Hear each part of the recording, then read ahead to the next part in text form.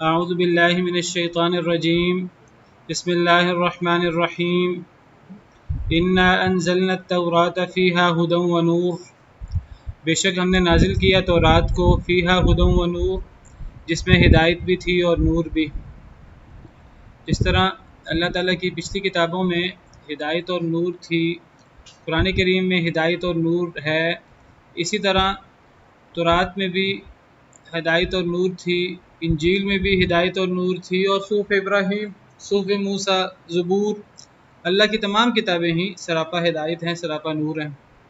تو اللہ فرماتے ہیں بے شک ہم نے تورات کو نازل کیا، اس میں ہدایت بھی تھی اور نور بھی۔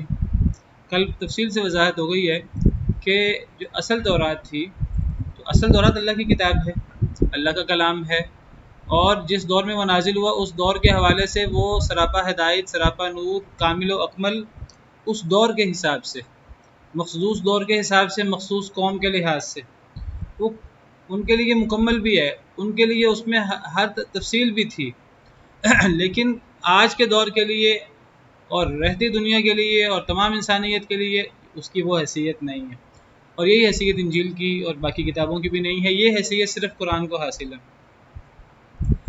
تو رات ہم نے نازل کی تھی، اس میں ہدایت اور نور تھا۔ یحکم بها النبیون الذین اسلموا، فیصلہ کرتے تھے اس کے ساتھ وہ نبی سارے جو مطیع تھے، جو اللہ کے سامنے تابع فرما تھے، جو مسلمان تھے، للذین ہادوا، یہودیوں کے لیے، اس کے مطابق اللہ کے تابع فرما، اللہ کی باتیں ماننے والے نبی فیصلہ کرتے تھے تورات کے مطابق۔ اس سے پتہ لگا کہ سیدنا موسیٰ علیہ السلام کا دین بھی دین اسلام تھا، اور سیدنا موسیٰ علیہ السلام پر اللہ نے تورات اتاری، تو وہ تورات پر حضرت موسیٰ کے دور پہ بھی عمل ہوتا رہا، اور حضرت موسیٰ کے بعد بنی اسرائیل کے لیے، تو اس کے مطابق جو بعد میں آنے والے نبی ہیں جو سارے مسلمان تھے وہ فیصلہ کرتے رہے تورات کے ساتھ۔ وہ کس کے لیے فیصلہ کرتے رہے؟ للذین ہادوا، یہودیوں کے لیے، کیونکہ تورات بنی اسرائیل کے لیے مخصوص قوم کے لیے تھی، تو نبی یہودیوں کے لیے اس تورات کے مطابق فیصلہ کرتے رہے۔ کون نبی؟ جو مسلمان تھے۔ پتہ لگا حضرت موسیٰ کا دین اسلام تھا۔ حضرت موسیٰ بنی اسرائیل میں سے ہیں، بنی اسرائیل کی اولاد، یہ حضرت اسرائیل یعقوب علیہ السلام کا لقب ہے۔ حضرت یعقوب خود ہوں وہ بھی مسلمان تھے۔ حضرت یعقوب اپنی اولاد کے لیے جو دین چھوڑ کے گئے تھے کہ اے میرے بچوں، اللہ نے تمہارے لیے یہ دین پسند کیا ہے تو تم اس دین کو قبول کیے بغیر فوت نہ ہونا، اس دین پر ہی تمہاری زندگی گزرے، اسی دین پر تمہاری موت ہو۔ حضرت یعقوب علیہ السلام نے اپنے بچوں کو جس دین کی وصیت کی، اور ان سے پہلے حضرت اسحاق اور ان سے پہلے حضرت ابراہیم علیہ السلام نے اپنے بچوں کو جس دین کی وصیت کی، تو وہ دین اسلام تھا۔ آپ دیکھیے کہ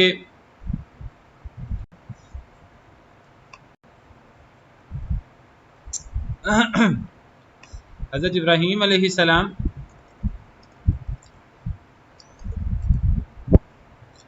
کا جو دین ہے وہ سورہ بقرہ میں اللہ تعالیٰ فرماتے ہیں اذ قال له ربه اسلم، اللہ نے حضرت ابراہیم سے کہا کہ مطیع ہو جا، مسلمان ہو جا۔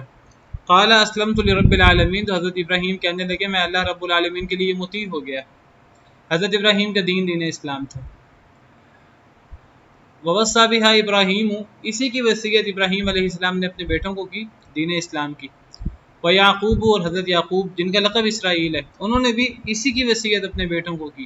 حضرت ابراہیم نے بھی اور حضرت یعقوب نے بھی، دونوں نے اپنے بچوں کو کیا وصیت کی؟ یا بنی ان اللہ اصطفیٰ لکم الدین، اے میرے بیٹو، اللہ نے تمہارے لیے دین کو چن لیا ہے۔ کون سا دین؟ جس کا پیچھے ذکر ہے، اسلام کا۔ اللہ نے تمہارے لیے دین کو، یعنی دین اسلام کو چن لیا ہے۔ آگے وضاحت بھی ہے، فلا تموتن الا وانتم مسلمون، تم ہرگز نہ فوت ہونا مگر اس حال میں کہ تم مسلمان ہو، اسلام کی حالت میں تمہاری جان نکلے، یعنی تم نے اسلام پر زندگی گزارنی ہے اور اسلام پر ہی تم نے مرنا ہے۔ یہ کس نے کہا؟ حضرت ابراہیم نے اپنے بیٹوں کو، اور حضرت یعقوب علیہ السلام نے اپنے بیٹوں کو۔ اسی دین اسلام کے حامل سیدنا موسیٰ علیہ السلام تھے، اور حضرت موسیٰ علیہ السلام کے حوالے سے یہ بات موجود ہے باقاعدہ ریکارڈ پر قرآن کریم میں۔ اللہ تعالیٰ فرماتے ہیں حضرت موسیٰ علیہ السلام نے اپنی قوم سے کہا تھا، سورہ یونس میں ہے، وقال، سورہ یونس آیت نمبر 84 ہے، وقال موسیٰ یا قومی ان کنتم آمنتم باللہ فعلیہ توکلوا، حضرت موسیٰ نے کہا اے میری قوم اگر تم اللہ پر ایمان لاتے ہو تو اسی پر توکل کرو، ان کنتم مسلمین، اگر تم مسلمان ہو۔ یہی حضرت موسیٰ علیہ السلام کا دین تھا، اسلام، اور حضرت موسیٰ علیہ السلام اپنی قوم کو اسی دین اسلام کی تبلیغ کرتے تھے۔ تو حضرت موسیٰ علیہ السلام پر تورات اتری، تو اس تورات کے مطابق سارے نبی، حضرت موسیٰ کے بعد آنے والے بنی اسرائیل کے سارے نبی اس تورات کے مطابق یہودیوں کے لیے فیصلے کرتے رہے۔ کون نبی؟ جو مسلمان تھے۔ کتنی واضح بات ہے۔ تو یہ یہودیت، عیسائیت، اس کا اسلام سے کوئی تعلق نہیں ہے۔ حضرت موسیٰ کے حقیقی پیروکار وہ ہیں بنی اسرائیل میں سے جو حضرت موسیٰ علیہ السلام کے تابع فرما تھے۔ حضرت موسیٰ کے پیروکار وہ نبی ہیں، حضرت موسیٰ کے بعد آنے والے، حضرت داؤد، حضرت سلیمان۔ اب کوئی کہ یہودی کے داؤد ہمارے ہیں، غلط بات ہے۔ یہودی تو مسلمان نہیں ہے، یہودی تو اسلام سے ہٹ گئے۔ یہودی کے حضرت سلیمان ہمارے ہیں، حضرت موسیٰ ہمارے ہیں، نہ حضرت موسیٰ یہودیوں کے ہیں۔ نبی صلی اللہ علیہ وسلم نے یہی بات فرمائی تھی کہ ہم یہودیوں سے زیادہ حضرت موسیٰ کے قریب ہیں۔ یہودی کہتے تھے ابراہیم ہمارے ہیں، اللہ نے فرمایا ابراہیم بھی تمہارے نہیں ہیں۔ نہ ابراہیم علیہ السلام یہودیوں کے، نہ عیسائیوں کے، نہ مشرکین کے، کیونکہ یہودی کو اسلام سے ہٹ کر یہودیت اختیار کی، عیسائی انہوں نے حضرت عیسیٰ کے دین اسلام سے ہٹ کر عیسائیت اختیار کی۔ مشرکین مکہ اپنے آپ کو دین ابراہیمی کا حامل کہتے تھے، انہوں نے اس سے ہٹ کر جاہلیت کے اندر الٹے سیدھے مسئلے بنا لیے، عمر بن لحی، اور وہاں سے نئے نئے مسئلے بدعات شروع ہوئیں۔ تو نہ مشرکین حضرت ابراہیم کے دین پر تھے جو دین اسلام تھا، نہ یہودی حضرت موسیٰ علیہ السلام کے دین پر تھے، نہ عیسائی حضرت عیسیٰ علیہ السلام کے دین پر تھے۔ دعوے جو مرضی کرتے رہے، آج کے مسلمان دعویٰ کرتے رہے، مسلمان اپنی نسبت وہ دیوبند کی طرف کرتے رہیں، اپنی نسبت بریلویت کی طرف کرتے رہیں، کوئی اپنی نسبت حضرت علی کی طرف کرتا رہے، شیعان علی، کوئی اپنی نسبت کسی کی طرف کرتا رہے۔ تو اسلام تو نام ہے اللہ کی وحی کا، اسلام نام ہے قرآن اور سنت کا۔ نبی صلی اللہ علیہ وسلم کے دور میں اسلام نام ہے قرآن اور سنت کا۔ حضرت موسیٰ کے دور میں اسلام نام تھا حضرت موسیٰ پر جو کتاب اتری اس کا اور حضرت موسیٰ کی تعلیمات کا۔ حضرت عیسیٰ کے دور میں اسلام نام تھا حضرت عیسیٰ پر اترنے والی کتاب اور ان کی تعلیمات کا۔ حضرت ابراہیم کے دور میں اسلام نام تھا حضرت ابراہیم کے جو صحیفے اور حضرت ابراہیم کی جو تعلیمات ہیں، توحید اور شرک کا رد، اس کا ذکر قرآن میں ہے، ملت ابراہیمی۔ تو یہ سیدنا آدم علیہ السلام سے دین چلا آ رہا ہے، دین اسلام، ان الدین عند اللہ الاسلام، اور اللہ کے ہاں کبھی اسلام کے علاوہ کوئی دین قابل قبول رہا ہی نہیں۔ تو اللہ فرماتے ہیں کہ یہ تورات یہ اسلام کی نمائندہ کتاب ہے، حضرت موسیٰ علیہ السلام کے دور میں یہ اتری، اس میں ہدایت تھی اور نور تھا، اور اس کے مطابق مسلمان نبی فیصلے کرتے رہے یہودیوں کے لیے۔ والاحبار، اور رب والے، ربانی، تو ربانی سے مراد علماء، ان کو ربانی کہتے تھے پہلے، اور ربانیون، رب والے یعنی علماء، والاحبار، اور احبار بھی علماء کو کہتے ہیں، خاص طور پہ جو یہود کے علماء ہیں ان کو احبار کہتے ہیں۔ تو نبی وہ فیصلے کرتے رہے تورات کے مطابق، ربانی لوگ بھی اور احبار بھی یہودیوں کے لیے۔ اللہ نے ان کا نام یہودی نہیں رکھا، انہوں نے خود اپنا نام یہودی رکھا ہے۔ یہاں تو اللہ فرما رہے ہیں یہودیوں کے لیے، قرآن میں دوسری جگہ اللہ فرماتے ہیں وَمِنَ الَّذِينَ قَالُوا إِنَّا نَصَارَى، جو نصرانی نام ہے یہ بھی اللہ نے نہیں رکھا، یہودی نام بھی اللہ نے نہیں رکھا، یہ لوگوں نے خود اپنی طرف سے نام رکھا ہے۔ اب اللہ بھی ان کا ذکر یہود کے طور پہ کر دیتے ہیں، ورنہ یہ اللہ کا پسندیدہ نام نہیں ہے۔ عیسائیت اللہ کا پسندیدہ نام نہیں ہے۔ جیسے آج کوئی اپنی نسبت کسی کی طرف کرتا رہے، اللہ کے نزدیک تو دین اسلام ہے۔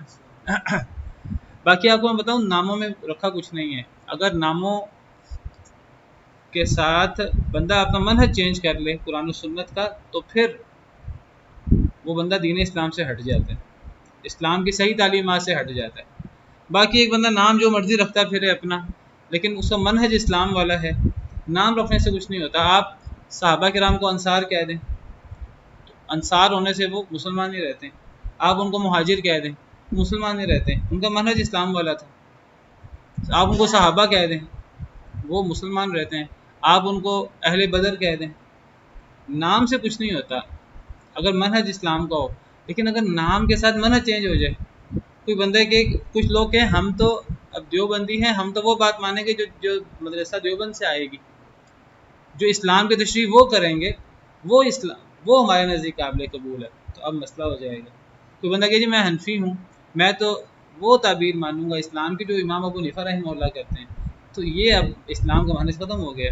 کوئی بندہ کہ جی میں تو مالکی ہوں، میں تو قرآن و سنت کی وہ تشریح مانوں گا جو امام مالک نے کی ہے۔ بھئی امام مالک کے پاس کیا اتھارٹی ہے؟ کوئی اتھارٹی نہیں ہے، ان کی بات غلط بھی ہو سکتی، امام مالک خود کہتے تھے اپنی زندگی میں اس قبر والے کے علاوہ ہر ایک کی بات لی بھی جا سکتی، چھوڑی بھی جا سکتی ہے۔ لی جائے گی اگر قرآن و سنت کے مطابق ہوگی، چھوڑ دی جائے گی اگر کتاب و سنت کے خلاف ہوگی۔ ایک بندہ کہ جی میں مالکی ہوں تو وہ اسلام کے معنی سے ہٹ جائے گا۔ ایک بندہ کہ میں شافعی ہوں، اگر وہ شافعیت کی تقلید کرتا ہے اور وہ اس پر اس طرح جم جاتا ہے جس طرح آج لوگ جم جاتے ہیں حنفیت پر، دیوبندیت پر، بریلویت پر، شیعیت پر، حنبلیت پر۔ باقی اگر کوئی بندہ اپنا نام حنفی رکھ لے، کوئی بندہ اپنا نام مالکی رکھ لے، شافعی رکھ لے، حنبلی رکھ لے، اس کا منہج اسلام والا ہے۔ امام نبوی رحمہ اللہ کہتے تھے میں شافعی ہوں، اور وہ کہتے تھے مجھ سے بڑا شافعی کوئی نہیں ہے۔ تو بعض کٹر شافعی وہ ان سے بحث پڑے کہ آپ اپنے آپ کو شافعی کہلاتے ہیں اور آپ تو امام شافعی کی مخالفت کرتے ہیں کئی جگہوں پر۔ وہ کہتے ہیں میں تم سے بڑا شافعی ہوں، اصل شافعی میں ہوں، کیونکہ امام شافعی رحمہ اللہ اپنے زندگی میں فرما گئے تھے اگر میری بات کتاب و سنت سے ٹکرا جائے تو میری بات چھوڑ دینا۔ تو میں جو بات مجھے امام شافعی کی کتاب و سنت کے مطابق نہیں لگتی میں چھوڑ دیتا ہوں۔ میں تو امام شافعی کی بہت سی باتیں ان کی مانتا ہوں، اور جہاں امام شافعی سے ان کی بات سے مجھے اتفاق نہیں ہوتا میں ان کی بات کو چھوڑ کر کتاب و سنت کی بات مان لیتا ہوں امام شافعی کی بات پر ہی عمل کرتے ہوئے۔ تو اصل شافعی تو میں ہوں، تم اصل شافعی نہیں، اصل شافعی میں ہوں۔ تو میں یہ آپ سے عرض کرتا ہوں کہ حنفی، مالکی، شافعی، حنبلی یا تو دیوبندی، بریلوی، شیعہ کہلانے سے بھی فرق نہیں پڑتا اگر منہج اسلام والا ہے۔ لیکن اگر آپ اپنا نام جو مرضی رکھ لیں، آپ اپنے آپ کو احمدی کیوں نہ کہیں؟ احمدی سے بڑھ کر کیا نام ہو سکتا ہے؟ نبی صلی اللہ علیہ وسلم کا نام ہے احمد۔ کوئی بندہ اپنے آپ کو محمدی کہتا رہے، لیکن اگر وہ اپنا منہج ہی چینج کر دیتا ہے، اپنا نبی چینج کر دیتا ہے، کوئی نیا نبی ماننا شروع کر دیتا تو ہمیں تو احمدی نام بھی قبول نہیں ہے، ہمارے نزدیک احمدی بھی پھر مسلمان نہیں ہے۔ اگر ان کے نزدیک نبی جو ہے وہ قذاب غلام احمد قادیانی ہے، وہ احمدی ہو کر بھی قابل قبول نہیں ہے۔ تو ناموں کے پیچھے کچھ نہیں رکھا ہوا، اصل چیز یہ ہے کہ اگر نام رکھ کر آپ دین اسلام کو اور اس کے منہج کو چھوڑ دیتے ہیں تو آپ پھر مسلمان نہیں ہیں۔ یہودیت پھر اسلام کے خلاف ہے، عیسائیت پھر اسلام کے خلاف ہے۔ اب یہودی کہتے پھر ہم تو جو ہے نا یہودا کی طرف ہماری نسبت ہے، حضرت یعقوب کا وہ بیٹا تھا۔ یہودی کہتے پھریں کہ جی یہودیت تو ہادو سے ہے، اور ہادو کا مطلب انا ہدنا الیہ قرآن میں موجود ہے، ہم اللہ کی طرف رجوع کرنے والے ہیں۔ یہ لفظ تو بڑا اچھا ہے۔ مسئلہ یہ نہیں ہے کہ یہ نام یہودی، اب عیسائی کہیں جی ہمارا نام تو نصرانی ہے، ہم تو انصار سے اپنے آپ کو نصرانی کہتے ہیں، ہم تو اللہ کے انصار تھے۔ حضرت عیسیٰ نے کہا تھا من انصاری اللہ۔ اب عیسائی کے ہم تو اس لیے نصرانی ہیں کہ ہم تو انصار ہیں، ہم تو نصرانی ہیں، یا حضرت عیسیٰ کی بستی ناصریہ تھی تو ہم اس لحاظ سے اپنے آپ کو نصارہ کہتے ہیں۔ ناموں میں کچھ نہیں رکھا۔ ایک بندہ اپنے آپ کو حنفی کہتا پھرے، مالکی کہتا پھرے، شافعی کہتا پھرے، حنبلی، دیوبندی، بریلوی، جو مرضی کہتا پھرے، اگر وہ دین اسلام کے منہج پر ہے تو وہ مسلمان ہے۔ اگر کوئی بندہ نام رکھ کر منہج چھوڑ دیتا ہے اسلام کا تو پھر اس کا اسلام سے تعلق نہیں رہ جاتا۔ بالکل یہ حیثیت یہودیت اور عیسائیت کی ہے۔ انہوں نے یہودیت اور نصرانیت نام رکھ کر اسلام کے منہج کو چھوڑ دیا تھا۔ یہ اسلام کا منہج ہر نبی کا یہی منہج تھا، اور ہر نبی کے جو صحیح متبع تھے، صحیح پیروکار تھے، ان کا یہی منہج تھا۔ اسی لیے اللہ تعالیٰ نے بنی اسرائیل کے انبیاء کو مسلمان نبی کہا ہے، اور یہی دعا حضرت ابراہیم اور حضرت اسماعیل نے خانہ کعبہ کی تعمیر کے وقت کی تھی، تعمیر کرتے وقت ربنا وجعلنا مسلمین لک، اے اللہ ہم دونوں کو اپنا فرما بردار بنا دے، مسلمان بنا دے، ومن ذریتنا امۃ مسلمۃ لک، اے اللہ ہماری اولاد میں مسلمان امت بنا، ہماری اولاد میں مسلمان بنانا۔ منہج اسلام کیا ہے؟ اللہ کی وحی پر عمل کرنا۔ تو ہر نبی کے دور میں اس نبی کی کتاب اور اس نبی کی تعلیمات پر عمل کرنا، یہ منہج اسلام ہے۔ تو اللہ تعالیٰ فرماتے ہیں کہ تورات بھی ہم نے نازل کی تھی، تورات میں ہدایت اور نور تھا، فیصلہ کرتے تھے اس کے مطابق وہ نبی جو مسلمان تھے یہودیوں کے لیے، والربانیون اور رب والے، یہ یہودیوں کے علماء کو، والاحبار یہ بھی علماء، بمستحفظوا من کتاب اللہ، اس وجہ سے جو وہ محافظ بنائے گئے اللہ کی کتاب کے، وکانوا علیہ شہداء، اور وہ تھے اس پر گواہ۔ تورات کے مطابق مسلمان نبی عمل کرتے رہے حضرت موسیٰ کے بعد۔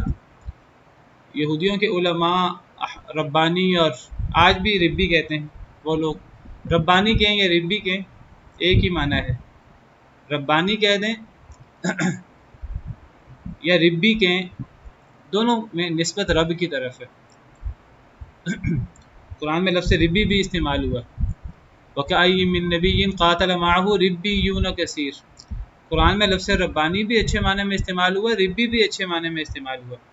یہاں ربانی، یہاں رب والے علماء مراد ہے، جو سچے نبی تھے، جو سچے علماء تھے، علماء حق تھے بنی اسرائیل کے، ان کے لیے ربانی استعمال ہوا۔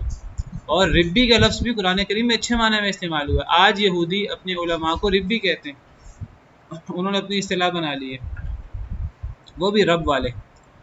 تو فیصلہ کرتے رہے تورات کے مطابق وہ نبی جو مسلمان تھے یہودیوں کے لیے، اور ربانی علماء اور احبار علماء، اس لیے کہ وہ کتاب اللہ کے محافظ بنائے گئے تھے۔ کتاب اللہ سے مراد تورات ہے، وہ تورات کے محافظ بنائے گئے تھے۔ جو حضرت موسیٰ کے بعد آنے والے نبی تھے، انہوں نے تورات میں تحریف نہیں کی، اور انہوں نے تورات کی صحیح طریقے سے حفاظت کرنے کی کوشش کی اپنے دور میں، اور وہ تورات پر عمل کرتے تھے، اور وہ تورات کے ہر حکم پر عمل کرتے تھے۔ وہ بعض باتوں کو مانتے ہوں، بعض کو چھوڑتے ہوں، یہودیوں کی طرح وہ یہ نہیں کرتے تھے۔ اور وہ تورات کے محافظ تھے، اور تورات کی حفاظت کرتے رہے اپنے دور میں۔ وَكَانُوا عَلَيْهِ شُهَدَاءَ، اور وہ اس پر گواہ بھی تھے۔ فَلَا تَخْشَوُا النَّاسَ وَاخْشَوْنِي، پس نہ تم ڈرو لوگوں سے اور ڈرو مجھ سے۔ یہ اللہ کس کو مخاطب کر رہے ہیں؟ اللہ یہود کو مخاطب کر رہے ہیں۔ اللہ کہتے ہیں کہ اب لوگوں سے نہ ڈرو، مجھ سے ڈرو۔ کیا مطلب؟ کہ لوگوں سے ڈر کر حق بات کہنا نہ چھوڑو۔ اب جب یہود کے ہاں، عیسائیوں کے ہاں اب غلط باتوں کو دین بنا لیا، اب صحیح بات کہتے وہ انہیں لوگوں کا ڈر ہوتا تھا، لوگوں کو لگا دیا غلط طرف، منہج اسلام کو چینج کر دیا۔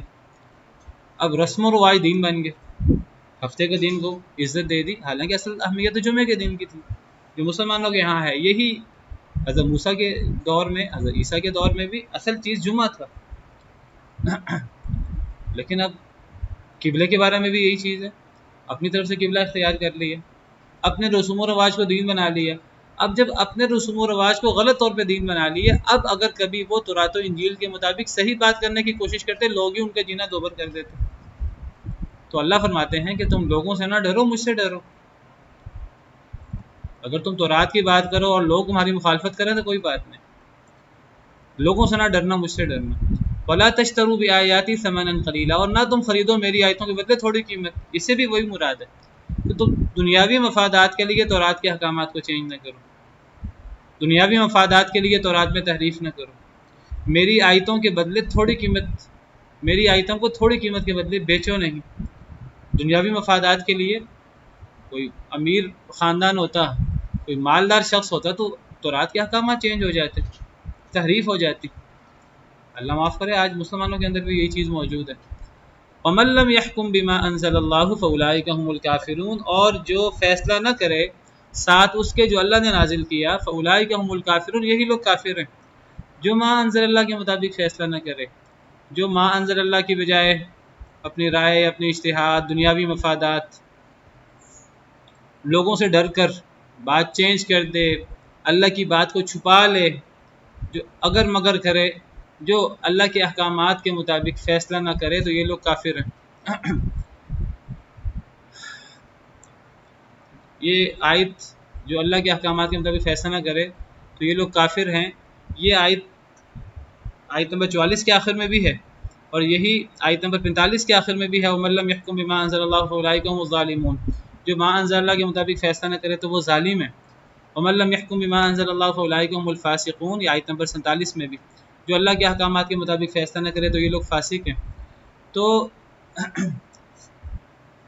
دیکھیے، ما انزل اللہ کے مطابق فیصلہ جو نہ کرے، ما انزل اللہ کے مطابق فیصلہ نہ کرنے سے دو باتیں مراد ہو سکتی ہیں۔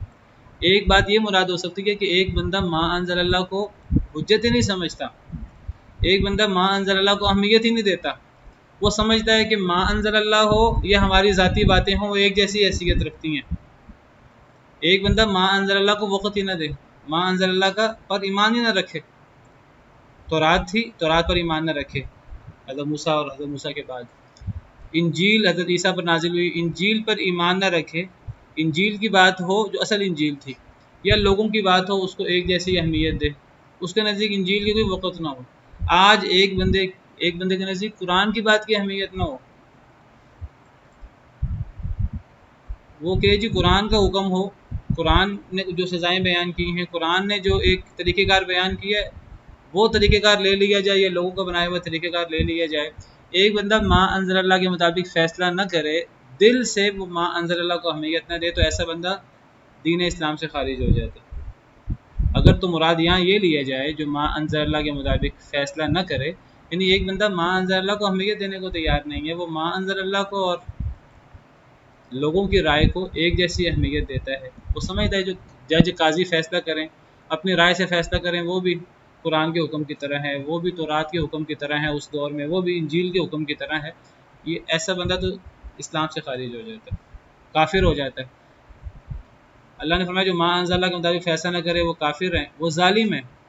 ظلم دیکھیں، کفر، ظلم اور فسق، تین لفظ استعمال ہوئے ہیں۔ کفر کا مطلب اللہ کی ناشکری کرنا ہوتا ہے، اللہ کا انکار کرنا ہوتا ہے۔ کفر چھوٹا بھی ہوتا ہے بڑا بھی ہوتا ہے۔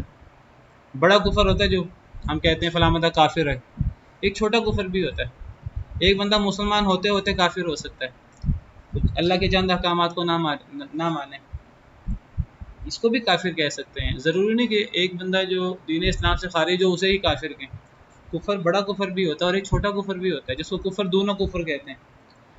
ایک ظلم جو ہے یہ بڑا ظلم بھی ہوتا ہے اور ایک چھوٹا ظلم بھی ہوتا ہے۔ ظلم کا اصل معنی ہے کہ یعنی خلاف وضع شیء فی غیر محلہ، ایک شے کو جو اس کا اصل مقام ہے وہاں رکھنے کی بجائے کسی اور جگہ پر رکھ دینا، یعنی آسان الفاظ میں یعنی غلط کام کو بھی ظلم کہتے ہیں، وہ چھوٹا غلط کام ہو بڑا غلط کام ہو۔ ایک بندہ جو ہے وہ اللہ کی ناشکری کرے، اللہ کے کسی حکم پر عمل نہ کرے، یہ بھی ظلم ہے۔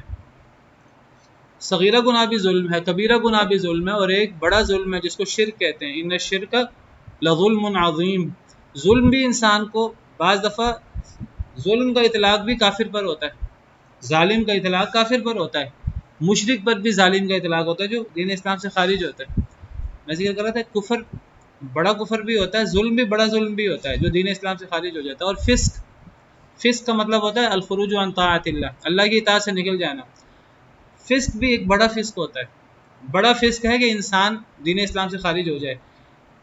کافر پر بھی فاسق کا اطلاق ہو سکتا ہے، قرآن کریم کی کئی آیات میں کافر پر فاسق کا اطلاق ہوا ہے، جیسے اللہ تعالیٰ فرماتے ہیں وَمَا يُضِلُّ بِهِ إِلَّا الْفَاسِقِينَ الَّذِينَ يَنقُضُونَ عَهْدَ اللَّهِ مِن بَعْدِ مِيثَاقِهِ، کہ اللہ تعالیٰ اس قرآن کے ذریعے گمراہ کر دیتے ہیں فاسق لوگوں کو، یا فاسق سے مراد کافر ہے۔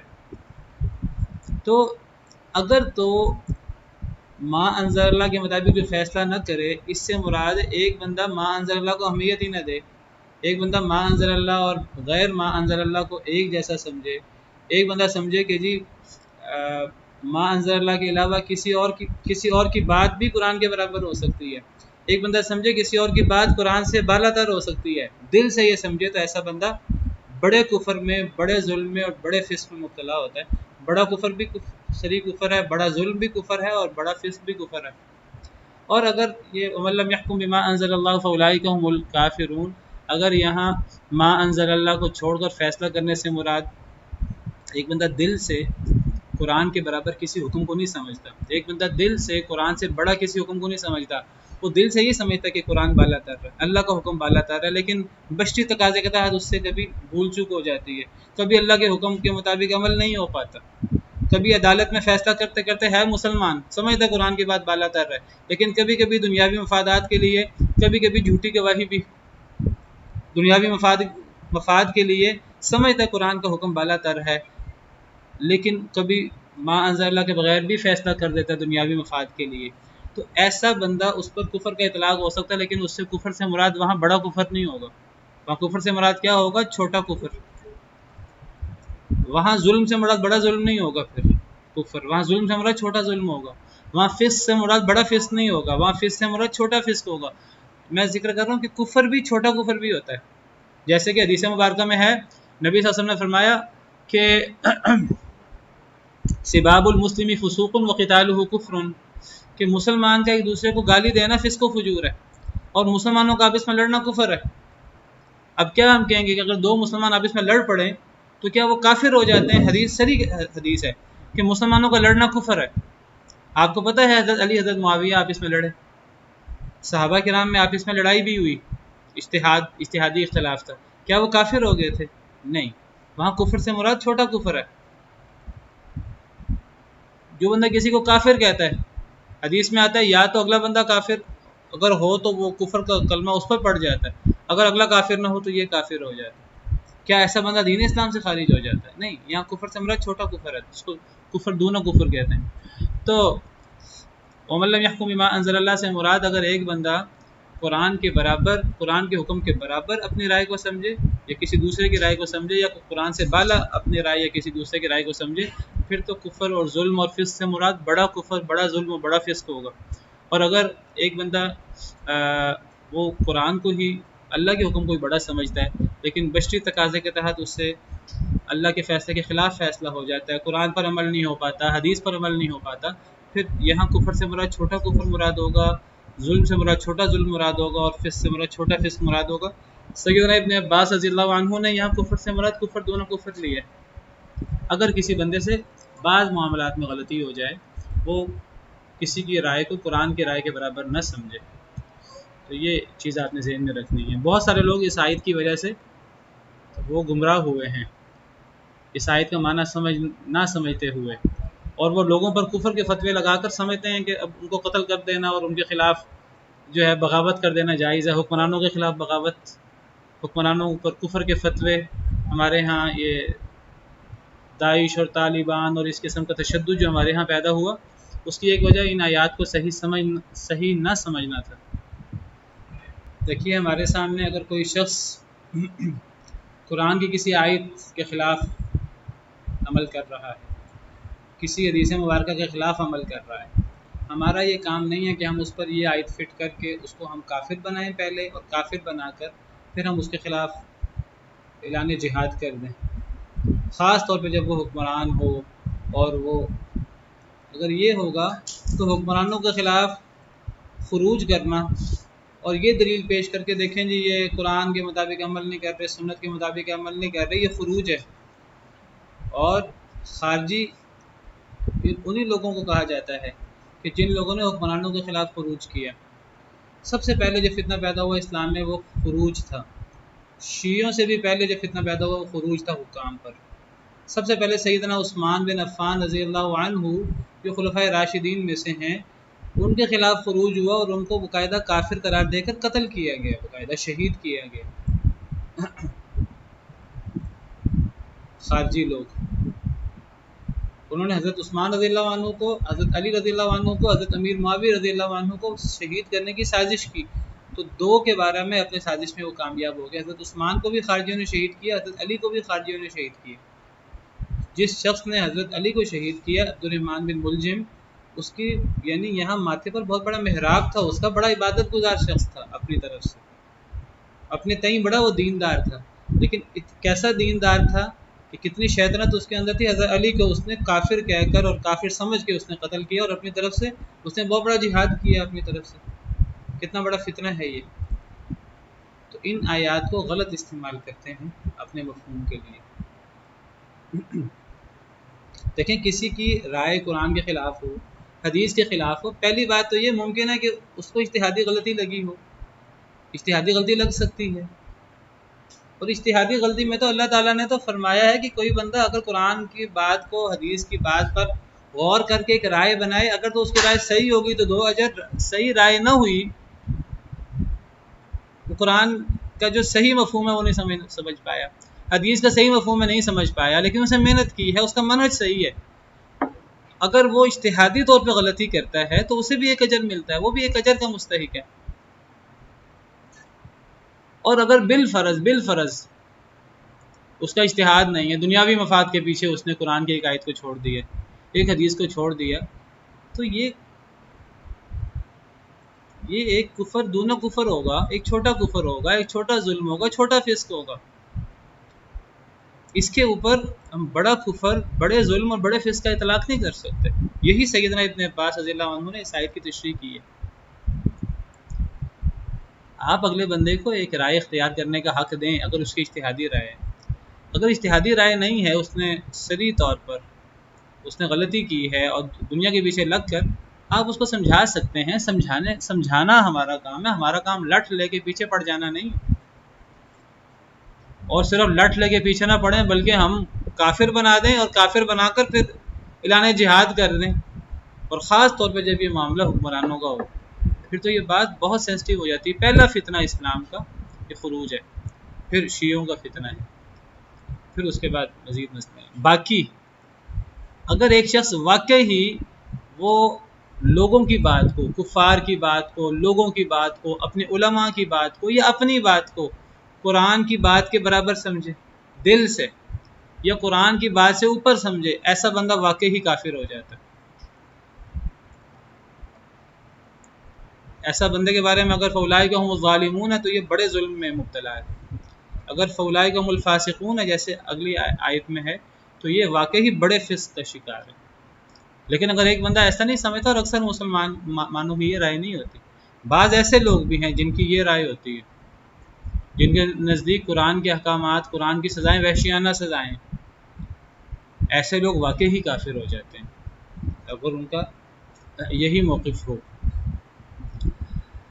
بہرحال فرمایا وَكَتَبْنَا عَلَيْهِمْ فِيهَا أَنَّ النَّفْسَ بِالنَّفْسِ، اور ہم نے لکھ دیا تھا ان کے اوپر، یہود کی بات ہو رہی ہے، ہم نے ان پر لکھ دیا تھا فیہا اس میں، کس میں؟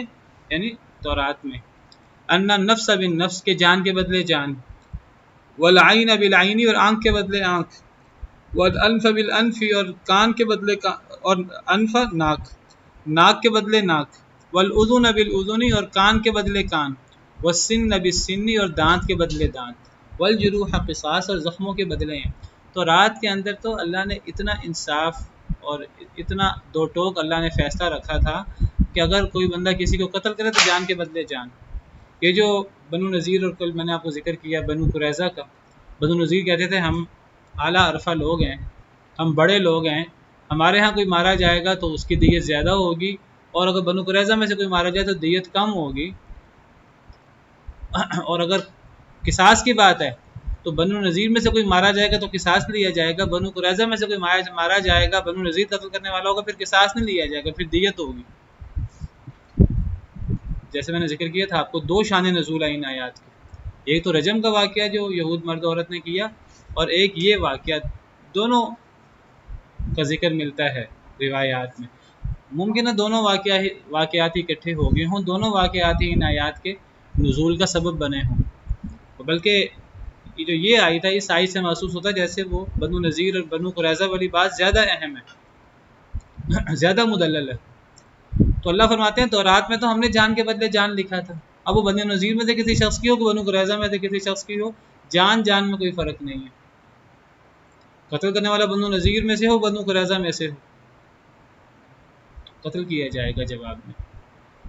والعین بالعین، آنکھ کے بدلے آنکھ میں کوئی فرق نہیں ہے، کسی کی آنکھ زیادہ قیمتی، کسی کی کم قیمتی ہے۔ ناک کے بدلے ناک، کان کے بدلے کان، دانت کے بدلے دانت، یہ تو بڑے بڑے زخم ہے نا۔ کوئی بندہ کسی کو قتل ہی کر دے، کوئی بندہ کسی کی آنکھ ہی پھوڑ دے، کوئی بندہ کسی کی ناک ہی کاٹ ڈالے، کوئی بندہ کسی کا کان ہی کاٹ ڈالے، کوئی بندہ کسی کے دانت توڑ دے، تو بڑی بڑی چیزیں، چھوٹے موٹے زخم ہوں اس کے بھی بدلے ہیں۔ والجروح قصاص، کوئی زخم لگ گیا، زخموں کے بھی بدلے ہیں۔ تو رات میں تو بڑی وضاحت سے ہر چیز لکھی تھی۔ فمن تصدق به فهو کفارۃ اللہ، پس جو صدقہ کر دے تو وہ اس کے لیے کفارہ بن جائے گا۔ صدقہ کر دے سے کیا مراد ہے؟ جو معاف کر دے، یعنی اگر کسی نے قتل کر دیا ہے تو اگلا بندہ وہ اللہ کو راضی کرنے کے لیے معاف کر دیتا ہے، کہتا ہے ہم نے قصاص نہیں لینا، دیت بھی نہیں لینی، تو یہ اس کے لیے گناہوں کا کفارہ بنے گا۔ اللہ کے یہاں اس کا بڑا مقام ہے۔ کسی کا کوئی عزیز، اس کی آنکھ پھوڑ دی گئی، ناک، کان، دانتوں کا زخم لگا دیے گئے، لیکن اگلے شخص نے معاف کر دیا اللہ کو راضی کرنے کے لیے، تو یہ اس کے لیے کفارہ بن جائے گا۔ وَمَن لَّمْ يَحْكُم بِمَا أَنزَلَ اللَّهُ، اور جو فیصلہ نہ کرے ساتھ اس کے جو اللہ نے نازل کیا، فَأُولَٰئِکَ هُمُ الظَّالِمُونَ، یہی لوگ ظالم ہیں۔ اس کی وضاحت ہو گئی ہے۔ وَقَفَّيْنَا عَلَىٰ آثَارِهِم بِعِيسَىٰ ابْنِ مَرْيَمَ، اور ہم نے پے در پے بھیجے۔ قفینا، قفینا قفا سے ہے، قفا یا قفا، قفا کہتے ہیں گدی کو، تو پیچھے، تو قفینا ہم نے ایک دوسرے کے پیچھے بھیجے، تو ہم اردو محاورے میں مانا کرتے ہیں پے در پے بھیجے، لگاتار بھیجے ہم نے، علی آثارہم، ان نبیوں کے آثار پر۔ اللہ نے حضرت موسیٰ کے بعد بہت سارے نبی بھیجے، اور ان نبیوں کے بعد لگاتار نبی آتے رہے حتیٰ کہ عیسیٰ بن مریم آگے۔ یہ مطلب ہے وقفینا علی آثارہم بعیسیٰ ابن مریم، اور ہم نے پے در پے بھیجا ان کے قدموں کے اثرات پر، قدموں کے نشانوں پر عیسیٰ بن مریم کو۔ یعنی حضرت موسیٰ علیہ السلام کے بعد ڈائریکٹ حضرت عیسیٰ نہیں آئے، بہت لمبا فاصلہ حضرت موسیٰ اور عیسیٰ کے درمیان، اور بہت سارے نبی آئے ہیں، تو لگاتار نبی آتے رہے جو تورات کے مطابق عمل کرتے رہے، حتیٰ کہ ان نبیوں کے نشان پر جو نئے نبی آتے رہے، انہیں میں حضرت عیسیٰ بھی آگے، حضرت عیسیٰ بھی بنی اسرائیل میں سے ہیں۔ مصدقا لما بین یدیہ من الکتاب من التوراۃ، حضرت عیسیٰ تصدیق کرنے والے تھے واسطے اس کے جو اس سے پہلے تھی من التوراۃ، تورات۔ حضرت عیسیٰ خود بنی اسرائیل میں سے تھے، جس طرح حضرت موسیٰ کے بعد آنے والے باقی انبیاء تورات کی تصدیق کرتے تھے اور تورات کے مطابق عمل کرتے تھے، حضرت عیسیٰ بھی تورات کی تصدیق کرتے تھے، تورات کے مطابق عمل کرتے تھے، حتیٰ کہ وآتیناہ الانجیل، ہم نے دے دی اس کو انجیل، حتیٰ کہ حضرت عیسیٰ پر انجیل اتر آئی۔ اب تورات کی جن احکامات میں تحریف ہو چکی تھی، اب انجیل ناسخ بن گئی اس جگہ پر۔ حضرت عیسیٰ بھی تورات پر عمل کرتے رہے حتیٰ کہ اللہ نے انجیل دے دی۔ فیہ ھدی و نور، اس میں بھی ہدایت اور نور تھا۔ دیکھیے کتابیں ساری اللہ کی ہیں نا، ساری اللہ کی طرف سے، اللہ کا کلام تھی۔ ہر کتاب اپنی جگہ یعنی سونے کے پانی سے لکھنے جانے کے قابل تھی، اللہ کے احکامات اپنی جگہ وہ کامل و اکمل ہدایت تھی، لیکن جس قوم کے لیے جتنے زمانے کے لیے تھی اتنے لیے۔ اگر آپ اس کو پوری انسانیت کے لیے بنائیں ہدایت ہے، یا اس کو قیامت تک کے لیے ہدایت بنائیں، وہ بات صحیح نہیں ہے۔ اگر آج جیسے میں نے کل ذکر کیا اصل تورات اور اصل انجیل بھی آ جائیں، آج وہ قیامت تک کے لیے رہنمائی کے قابل نہیں ہے، کیونکہ وہ اللہ کا مکمل حکم نہیں ہے، ان میں اللہ نے اپنا دین مکمل نہیں کیا۔ تورات انجیل میں یہ دین کی تکمیل قرآن میں ہوئی ہے، الیوم اکملت لکم دینکم قرآن کی آیت ہے، کہ تورات و انجیل میں ایسی کوئی آیت نہیں ہے۔ اور تورات و انجیل یہ کتاب کا ایک حصہ ہیں، اللہ کے احکامات کا ایک حصہ ہیں، یہ پورا اللہ کا حکم نہیں ہے، اور پھر ان میں تحریف ہو چکی ہے۔ لیکن اپنے دور میں ان میں یہ کامل کتابیں تھیں، اپنے دور کے حساب سے، اپنے لوگوں کے حساب سے، اور ان میں ہدایت بھی تھی اور نور بھی تھا۔ وَمُصَدِّقًا لِمَا بَيْنَ يَدَيْهِ، اور وہ تصدیق کرنے والی ہے۔ مصدقاً کون مراد ہے اس سے؟ مصدقاً سے مراد کون ہے جی؟ انجیل۔ اس سے مراد حضرت عیسیٰ نہیں ہے، کیونکہ حضرت عیسیٰ بھی تورات کی تصدیق کرتے تھے، اس کا ذکر پیچھے آ گیا، وقفینا علی آثارہم بعیسیٰ ابن مریم مصدقا لما، یہاں مصدقاً سے مراد حضرت عیسیٰ ہیں۔ اللہ نے بنی اسرائیل میں حضرت موسیٰ کے بعد جو نبی بھیجے، لگاتار نبیوں میں سے ایک نبی حضرت عیسیٰ بھی آگے۔ حضرت عیسیٰ تصدیق کرنے والے تھے اپنے سے پہلی کتاب تورات کی، حضرت عیسیٰ بھی تورات کی تصدیق کرتے تھے، پھر اللہ نے انجیل بھیج دی، انجیل میں ہدایت اور نور تھی، اور انجیل بھی تصدیق کرنے والی تھی تورات کی۔ دیکھیے یہ کتابیں ایک دوسرے کے مخالف نہیں ہیں، کچھ لوگ کتابوں کو ایک دوسرے کے مخالف کر دیتے ہیں، کچھ لوگ قرآن کو حدیث کو ایک دوسرے کے مخالف کر دیتے ہیں، نہ تورات انجیل کے مخالف، نہ انجیل تورات کے مخالف، نہ قرآن تورات و انجیل کے مخالف، یہ ایک دوسرے کی تائید کرنے والی کتابیں ہیں۔ کچھ لوگ کیا کرتے ہیں، قرآن کو تورات و انجیل کے مخالف کر دیتے ہیں، کچھ لوگ حدیث کو قرآن کے مخالف، قرآن کو حدیث کے مخالف۔ یہ کتابیں اور یہ اللہ کی وحی ایک دوسرے کے مخالف نہیں ہیں۔ صحیح آیت اور صحیح آیت تو ہمیشہ صحیح ہوتی ہے، صحیح حدیث ایک دوسرے کے مخالف نہیں ہو سکتی۔ ہاں جو چیز تحریف ہو چکی تورات و انجیل میں، قرآن اس پر مہیمن ہے، قرآن ناسخ ہے، تو حضرت عیسیٰ بھی تورات کی تصدیق کرنے والے، اور انجیل بھی تورات کی تصدیق کرنے والی، اور تصدیق کرنے والی انجیل عربی زبان میں مذکر ہے، تصدیق کرنے والی واسطے اس کے جو اس سے پہلے ہے تورات، وہدن اور ہدایت بھی تھی، وموعظۃ اور نصیحت بھی تھی، للمتقین متقی لوگوں کے لیے۔ انجیل کے بارے میں بات ہو رہی ہے، انجیل میں ہدایت بھی تھی، نور بھی تھا، اور انجیل جو ہے یہ ہدایت بھی تھی اور نصیحت بھی تھی اللہ سے ڈرنے والوں کے لیے۔ وَلْيَحْكُمْ أَهْلُ الْإِنْجِيلِ بِمَا أَنزَلَ اللَّهُ فِيهِ، چاہیے کہ فیصلہ کریں اہل انجیل ساتھ اس کے جو نازل کیا اللہ نے اس میں۔